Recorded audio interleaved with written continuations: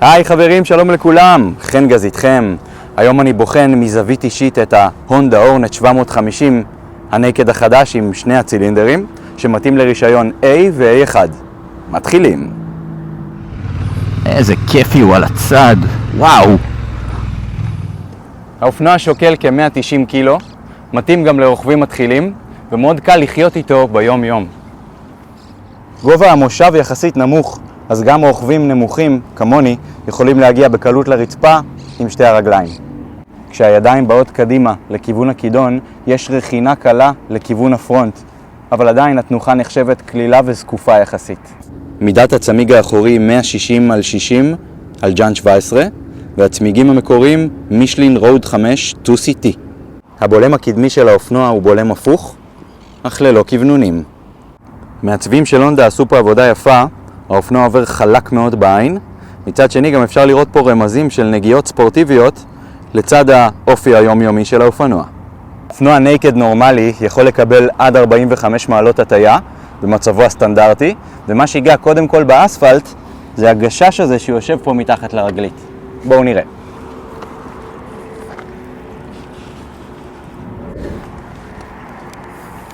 לא כזה כבד. האמת האופנוע לא מרגיש כל כך כבד, דווקא זורם.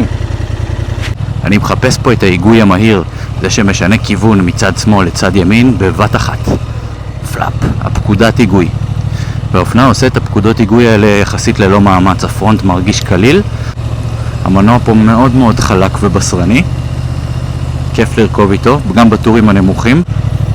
אופנוע שומר יפה על הטורים הנמוכים. אין לו בורות של כוח פה. אני לא מרגיש הפסקי כוח, אני מרגיש זרימה. כל אופנוע נקד שמיועד לרכיבה יומיומית חייב לעשות פרסות צפופות ובקלות.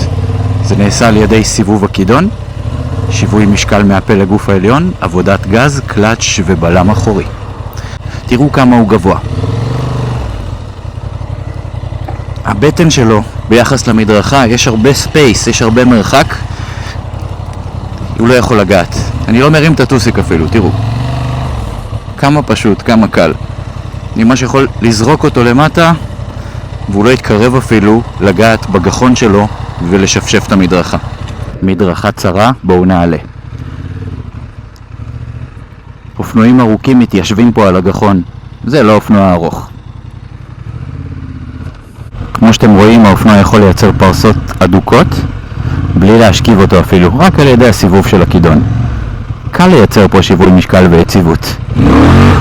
אני רוכב עם האופנוע על מצב ספורט, טרקשן קונטרול ברמה 1, פאוור קומפלט ואנג'ן ברייק גם ברמה 1. תאוצה הכי חזקה שיש, ראשון שני, בואו נראה מה האופנוע יודע לעשות.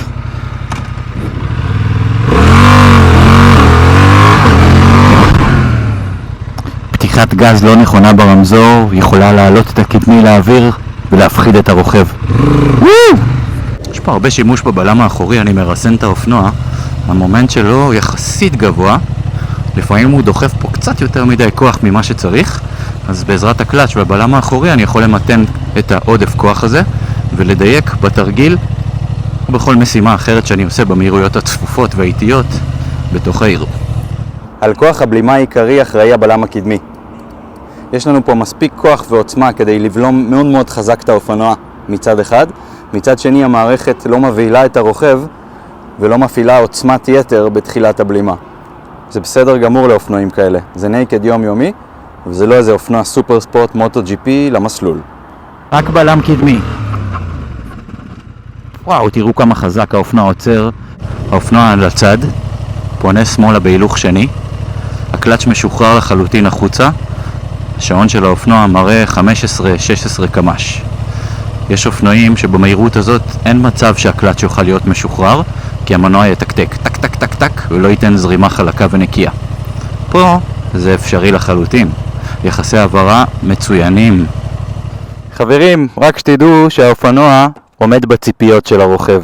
אז תודה רבה שצפיתם, חזק על הגז, יאללה ביי.